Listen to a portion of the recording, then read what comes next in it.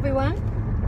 So I don't usually make a video in the afternoon, but I heard a question by Greg A that was asked on ITM Trading's weekly Q&A, and the question was, this was the first question, was if the SDR is backed by gold, how would the IMF handle its transactions, do its business with countries that are outside of its jurisdiction? And I have a pretty succinct answer, believe it or not. Yeah, me and succinct, sometimes it does go together. So I wanted to share that actually. So, and a lot of the info that I have here is based on books that I've read that are written by Jim Rickards.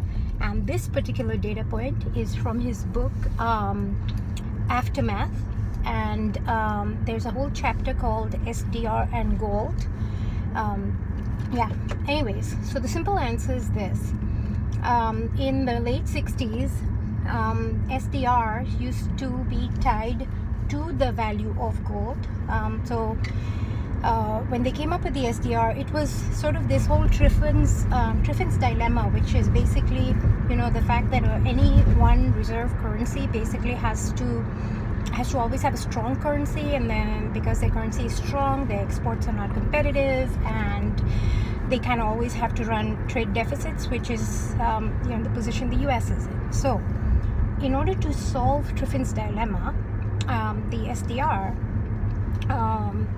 thing was, they wanted to do that. And one SDR at that time was supposed to be, one SDR equals 0.8867 grams of gold. Now that peg is broken, and currently one SDR is equal to 1 ounce of gold is 1200 SDR. So you do the math, okay? But that peg initially of one SDR equals 0.88, let's say, grams of gold. That peg was already there. So all right. So I won't get too hung up on how many grams of gold one SDR should be worth, etc., etc.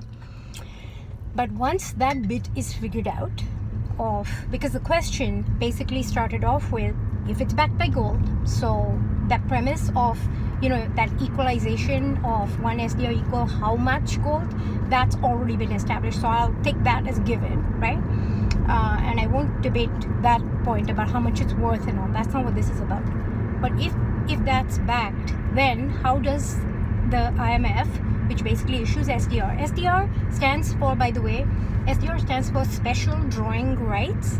And the way to think about SDR is world money. That's important to remember. It is world money. There's no rocket science about SDRs. All right. So,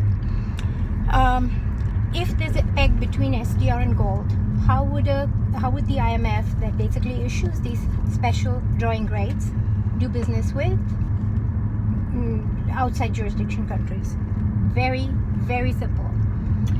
Basically, the non-member country would have to produce that many grams or ounces or whatever of gold. That's what it would have to do. And you don't have to, it doesn't have to be one for one. I think Jim Rickards puts in his book a scenario of 40% weighting of gold. And I'm not going to debate whether that's right or wrong, good or bad, whatever. But basically the simple answer is the countries that are not associated with, are not within the jurisdiction, would basically have to acquire SDRs by turning in gold. That's how. Now, there have been, on a separate point, there have been some criticisms about that, because it's well, what if it's a very, very poor country that doesn't have enough gold? They'll basically be depleting all of their gold reserves basically to acquire SDRs. In which case, there's I forget his name right now, but he's the former Prime Minister or President, I think, of Malaysia.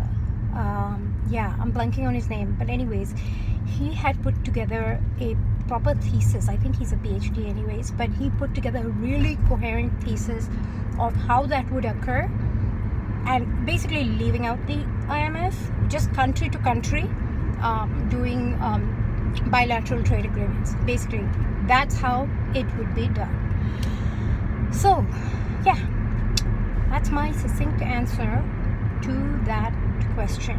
I hope this was helpful. And if you have any questions, further questions or comments, or you want to know, like, oh, what's that book called again? Where do I find it? Or whatever, which page is it on, etc. The guy's name, this Prime Minister, I'm sure I'll remember his name later on. Feel free to let me know in the comments. And thank you for listening. Bye.